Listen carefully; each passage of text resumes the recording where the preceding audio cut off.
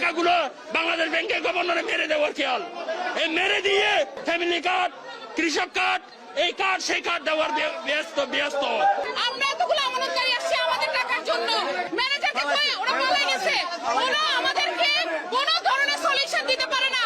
আপনারা সচেতন হন, এই ব্যাংকগুলো আজকে আমাদেরকে টার্গেট করছে, কালকে নেক্সট টার্গেট আপনারা হবেন। আমার 60 লক্ষ টাকা আছে আমার অ্যাকাউন্টে, 60 লক্ষ টাকা। 13 তারিখে আমার মেয়ের বিয়ে, আমি মেয়ে বিয়ে দিতে পারতেছি না এক টাকার জন্য। 50 বার আছে, 50 বার আমি এখানে। আজকে কথা, কালকে কথা, পরশু কথা, এবং শুধু বাড়াইতেছে আমাদেরকে। 45 লক্ষ টাকা আছে এফডিএফ, আমার সেভিংস আছে 3,65,000 টাকা, কিন্তু আমি একজন হার্টের পেশেন্ট, আমি টাকার জন্য চিকিৎসা করতে পারতেছি না। কিন্তু আমার অ্যাকাউন্টে আমার টাকা আছে, কে বাঁচছে আছে, কিন্তু আমার টাকা আমরা আসলে গতকালকে খাতুনগঞ্জে সময় ইসলামী ব্যাংকে 5টা ব্যাংকে তালাবদ্ধ করেছি। আজকে আমাদের দ্বিতীয় দিনের কর্মসূচি হচ্ছে আগ্রাবাদে। আমরা অলরেডি এক্সিম ব্যাংকে তালাবদ্ধ করেছি, আমরা এখন ইউনিয়ন ব্যাংকে আজকে আমরা অল্প সময়ের মধ্যে ইউনিয়ন ব্যাংকে তালাবদ্ধ দিব।